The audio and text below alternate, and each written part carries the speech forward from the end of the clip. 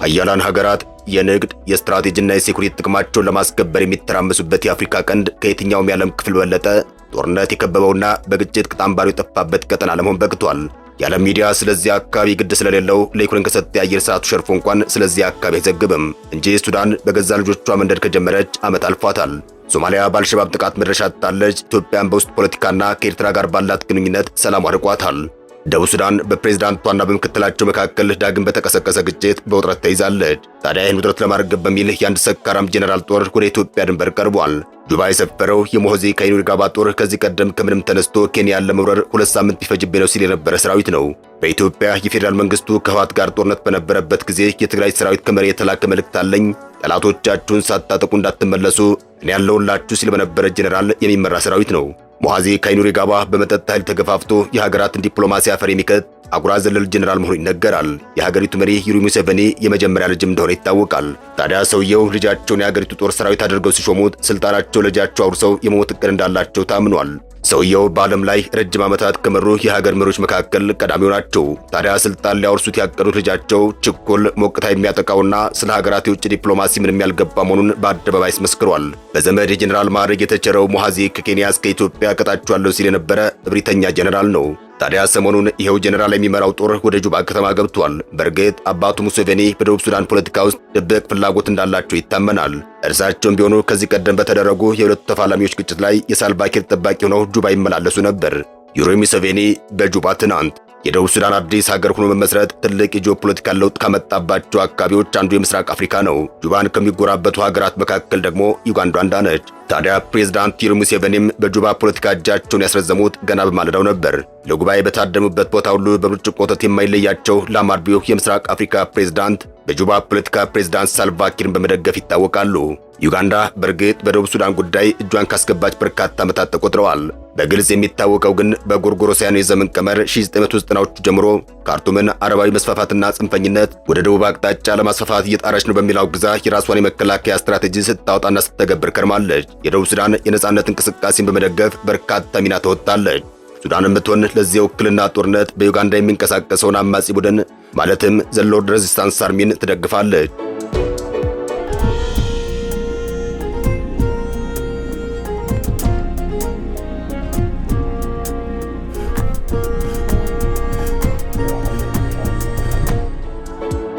በ2013 እንደ ፈረንጆቹ አቆጣጠር የደቡብ ሱዳን የፖለቲካ ቀውስ አሃዱ ሲል ካምፓላ ወታደሮቿን በመላክ ለፕሬዝዳንት ሳልቫኪር ድጋፏን ችራለች።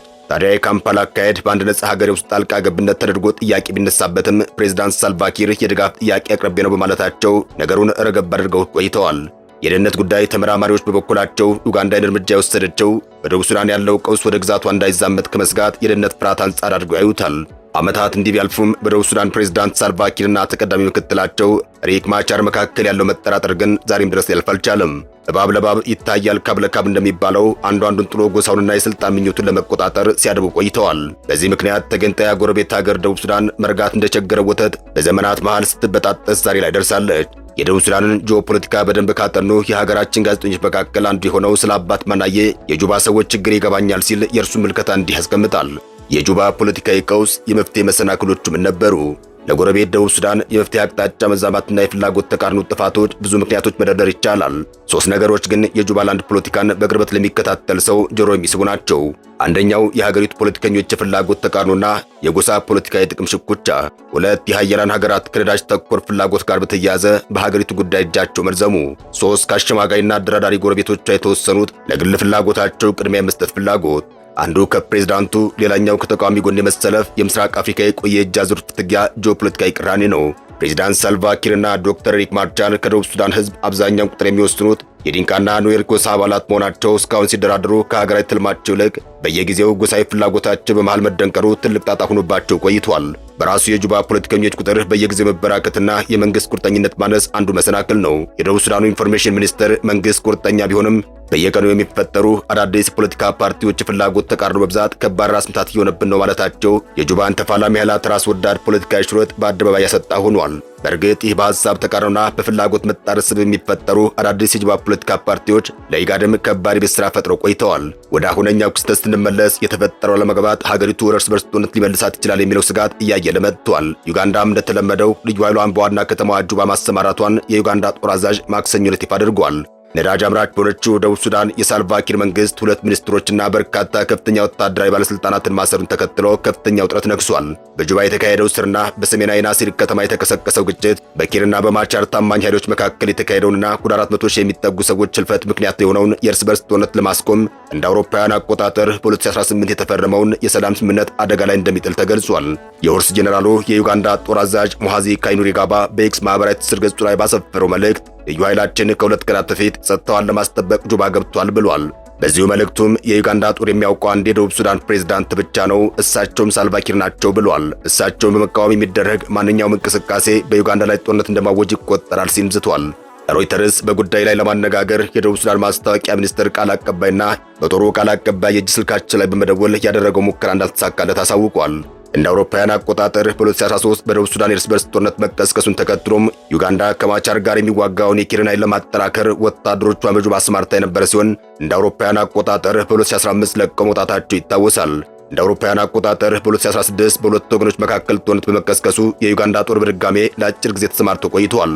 ዩጋንዳ በሰሜን በኩል በምትዋሰናት ጎረቤቷ በድጋሜ ጦርነት ከተቀሰቀሰ ከፍተኛ የስደተኛ ማዕበል ሊነሳና በሀገሯ አለመረጋጋት ሊፈጠር ይችላል የሚል ስጋት አላት። ሙሃዚ ካይኑሪጋባ የዩጋንዳን ጦር በጁባ ያሰፈረችው በኪር መንግስት ጠይቆ ይሁን ወይም ወታደሮቹ ለምን ያክል ጊዜ በደቡብ ሱዳን እንደሚቆዩ አልተናገሩም። ሌላው በቀጠናው ትኩስ የሆነ ፈተና አልሸባብ በሶማሊያ ሆቴል ውስጥ ያደረሰው ጥቃትና የሐሰን ሼክ መሐመድ መንግስት ውጥረት ነው። በሶማሊያ የጸጥታ ኃይሎች በማዕከላዊ ቤሌዶን ከተማ የሚገኝ ሆቴል ከበው ማጥቃታቸው ይታወሳል። ከእነዚህ አጥቂዎች 6ቱ ታጣቂዎች መግደላቸውንና በኋላም ቢያንስ 50 የአልሸባብ ታጣቂዎች በአየር ጥቃት መገደላቸውን የሶማሊያ መንግስት አስታውቋል። የቤሌዶን ወረዳ ኮሚሽነር ኦማር ኦስማን ለጋዜጠኞች በሰጡት መግለጫ በሆቴሉ ላይ የተፈጸመ የከበባ ጥቃት ረቡዕ ጠዋት ማብቃቱን ገልጸዋል።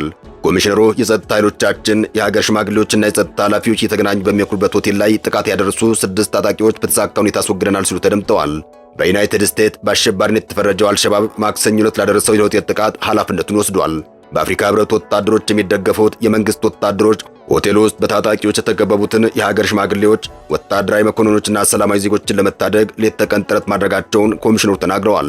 ኮሚሽነሩ አክለውም በ18 ሰዓታት ከበባ ጊዜ ውስጥ ጀግኖች ወታደሮቻችን 2 ታጣቂዎችን ገድለዋል። ማምለጥ እንደማይችሉ የተረዱት 4ቱ ተስፋ ቆርጠው በራሳቸው ላይ ቦምብ ፈንድተው ሞተዋል። የመንግስት ጸጥታ ኃላፊዎችና 2 ታዋቂ የሀገር ሽማግሌዎችን ጨምሮ ሌሎች 7 ሰዎች ተገድለዋል ሲሉ ተደምጠዋል። እንደ አውሮፓውያን አቆጣጠር ከነሐሴ 22 ጀምሮ የሶማሊያ ፕሬዝዳንት ሐሰን ሼክ መሐመድ አልሸባብ ላይ አጠቃላይ ጦርነት እንዲካሄድ ጥሪ ካቀረቡ በኋላ በኤርሽበሌ ግዛት ኢትዮጵያ ድንበር አቅራቢያ ከሞቃዲሾ በስተ ሰሜን 300 ኪሎ ሜትር ርቀት ላይ የምትገኘው ቤሌዶዌን ከተማ የአካባቢው ማህበረሰብ አልሸባብ ላይ ለሚያካሄደው ቅስቀሳ ማዕከል ሆና ቆይታለች።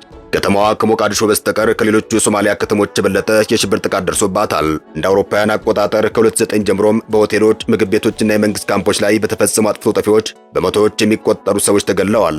በዚያው ዓመት በተፈጸመ ትልቅ ጥቃትም ቢያንስ 25 ሰዎች ሲሞቱ 60 ሰዎች ቆስለዋል። የሆቴል ከበባ ማብቃቱን ተከትሎም የሶማሊያ ጸጥታ ኃይሎች በተለያዩ የኤርሽበሌ አካባቢዎች በርካታ የአልሸባብ ታጣቂዎች መግደላቸውን የመንግስት የብሔራዊ ደህንነትና የጸጥታ ተቋም አመላክቷል። ተቋሙ ባወጣው መግለጫ የሶማሊያ የጦር ሰራዊት ከዓለም አቀፍ አጋሮች ጋር በመተባበር በመካከለኛ የሸበሌ ክፍል ግዛት ቢያንስ 50 የአልሸባብ ታጣቂዎችን ገድሏል። ከተገደሉት መካከል የውጊያ ተሽከርካሪ አስተባባሪ የሆነ ከፍተኛ የአልሸባብ መሪ ይገኝበታል ብሏል።